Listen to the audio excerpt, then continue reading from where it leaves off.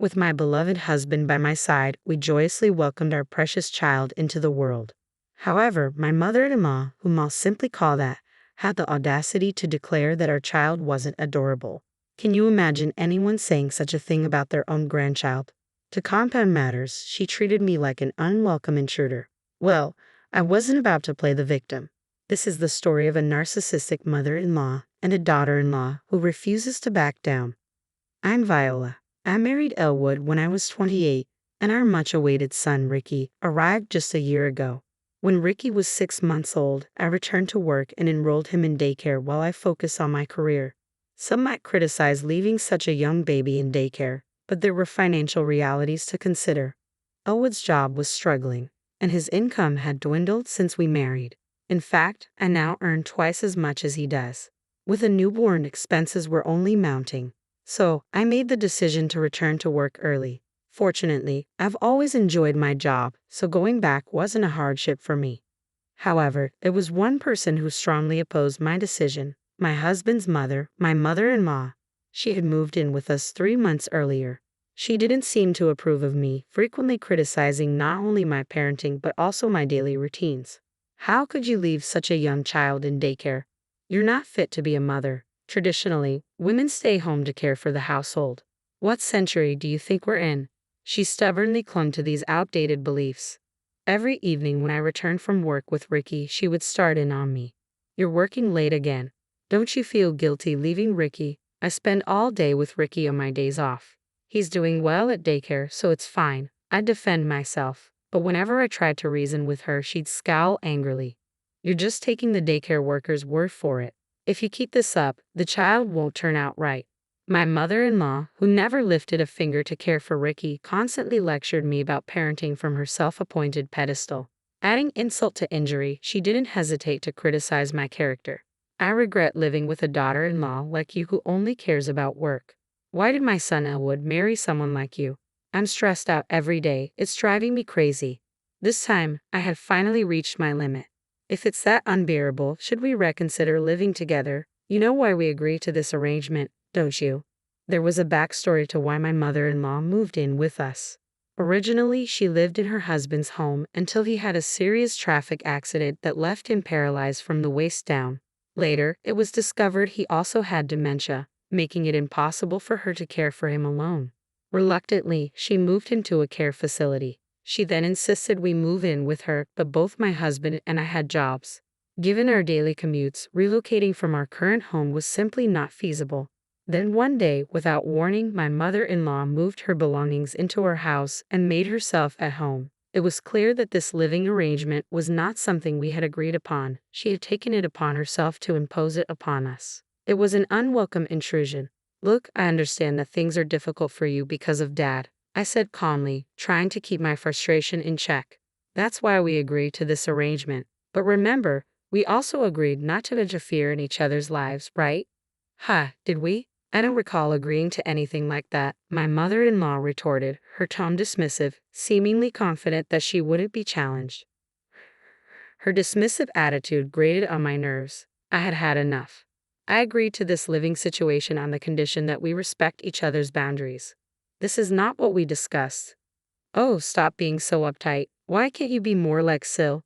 She's such a sweet, obedient girl, she remarked, aiming a passive-aggressive jab at me. Sil is my sister-in-law, married to my brother-in-law. She's known more for her cunning nature than any outright character flaws. Upon marrying my brother-in-law, she promptly became a full-time housewife and won my mother-in-law's favor. Without her consent, mother-in-law would often invite her over and they would gossip about me behind my back. Did you hear? Viola is still working, mother-in-law would remark. Oh my, really? Ricky is so young. It's hard to believe she manages that, Sil would chime in. You're so clever, unlike Viola who hasn't chosen to be a full-time housewife, mother-in-law would reply, emphasizing the contrast between us.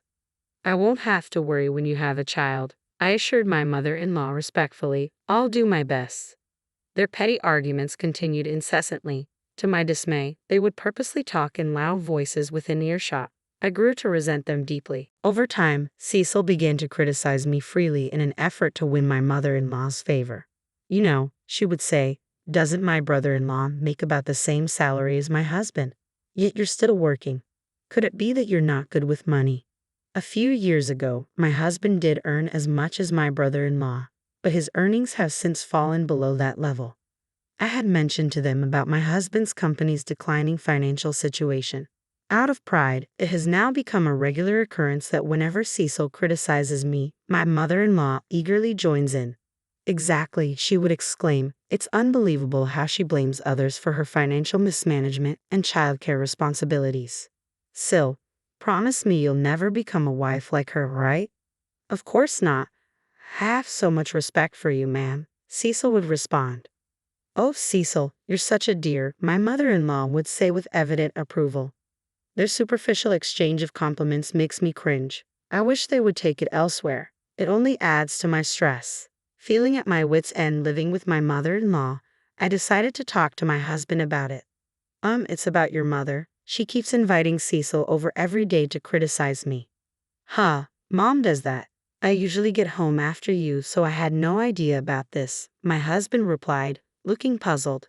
Yes, she does. She promised not to interfere, but she's constantly complaining about me continuing to work. Cecil joins in, and they both gang up on me. I can't take it anymore. My husband paused for a moment before saying something unexpected.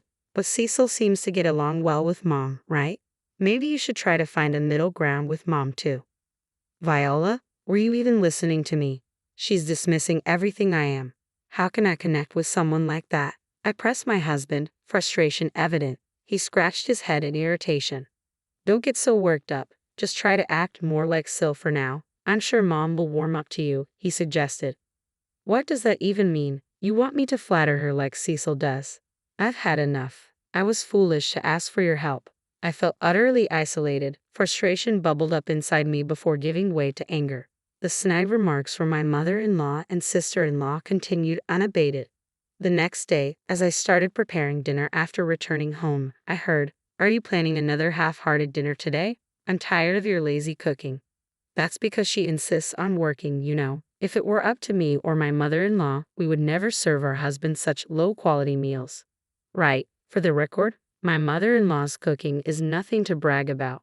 It's overly seasoned and not particularly delicious.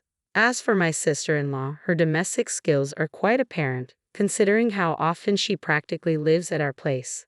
Silently seething, I continued with my dinner preparations. When my husband returned home, both my mother-in-law and Cecil suddenly changed their demeanor and stopped criticizing me.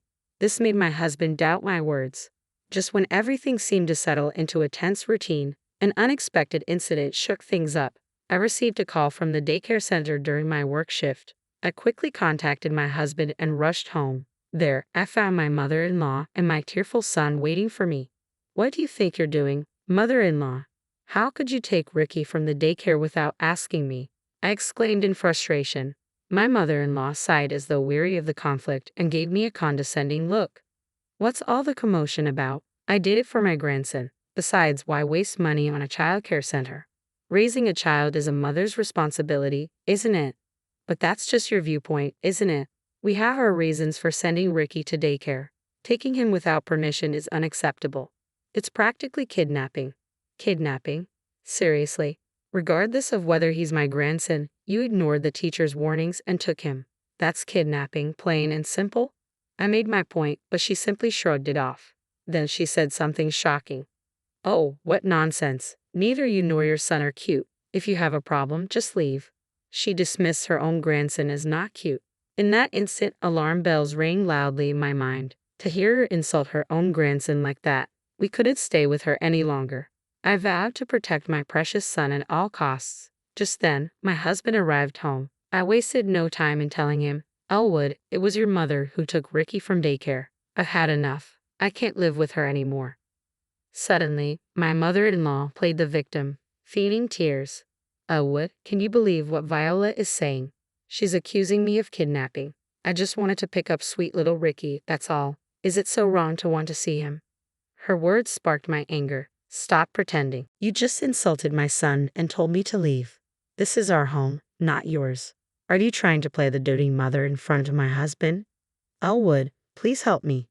Viola is always attacking me, my mother-in-law pleaded, turning to my husband. Watching her dramatic act, I couldn't help but find the situation absurd. If my husband chose to side with her over this poorly staged performance, I knew then it would be just my son and me moving forward together. The first to break the tense silence was my husband. "First, I need to talk with Viola. Mom, please go back to your room," he said firmly. This unexpected stand from my husband, who usually sided with his mother, widened her eyes in surprise. "What are you saying? You don't need to listen to Viola, do you? Can't you see how upset I am? Ricky's involved in this too. That's why I want to have a proper conversation with Viola as his parent," my mother-in-law protested, visibly dissatisfied but reluctant to upset my husband. Later, my husband and I spent hours discussing the incident and all the issues leading up to it, finally reaching a resolution. A few days later, we decided to share the outcome of our discussion with her. "Mom, sorry for the wait. We've reached a decision," my husband said to my mother-in-law with a smile. Judging by her expression, she seemed convinced her son was on her side. She started talking excitedly. "So, you're finally breaking free from Viola, huh?" Without acknowledging what I had just said, my mother-in-law became elated. She immediately called my brother-in-law and his wife, as usual, to criticize me. "What a relief. Today we finally say goodbye to Viola, right?" I replied with a smile. "Absolutely." "Well then, hurry up and leave and take that not-so-cute kid who looks just like you with you. This house will be for me, Elwood, Derek, and Tall from now on. Let's go, Viola." My husband finally spoke up after remaining silent. "Excuse me. Let's go, Elwood." "What? What?" My mother-in-law seemed bewildered, repeating "what" several times. My husband and I began packing our things, preparing to leave with our son. That's when my mother-in-law intervened. "Wait, Elwood, what's happening? We're supposed to live together in this house, right?" "What are you talking about?" My husband turned to her with a stern look. "I'm leaving with Viola. I can't tolerate your behavior any longer." My mother-in-law trembled, then collapsed. "Why? Why would you take her side? I heard everything from the daycare center teacher. How you took Ricky without permission, yelled at the staff, and spoke ill of Viola. Everything. I never expected you to stoop so low, Mom," my husband said sternly. "You've caused enough damage by surrounding yourself with people who only echo your views. Enjoy your life with them." He took my hand and said, "Let's go," guiding me out of the house. Throughout our departure, my mother-in-law called up to him, crying. On our way to our new home, my husband apologized. "I'm sorry. I should have realized sooner. I hope you can forgive me." "What are you talking about? Your actions now mean everything to me," I replied with a smile. Knowing he believed and supported me over his mother was deeply reassuring. Since then, we have cut ties with my mother-in-law and my brother-in-law's family, and we have found peace in our daily lives once again. After we terminated our lease on the house, my mother-in-law, having nowhere else to go, apparently moved in with my brother-in-law and his wife. With her presence adding financial strain, my brother-in-law's income became insufficient. Consequently, Cecil had to find a job, leaving my mother-in-law alone at home. There was no one left for her to gossip with or about. Even her once close relationship with Cecil turned sour, leading to constant arguments. "I have to work because of you, mother-in-law." "Oh, spare me. What, so now it's my fault? Leave, you old hag." Upon hearing Cecil's true feelings, her husband seemed to have lost his affection for her. I heard they're going through a divorce. Once free to act charming in front of my husband, Cecil's newfound workload and irritability have revealed her true nature. No matter how tough things get for them, I have no desire to reconnect with my mother-in-law. From now on, my husband, my son, and I will focus on building a happy home together.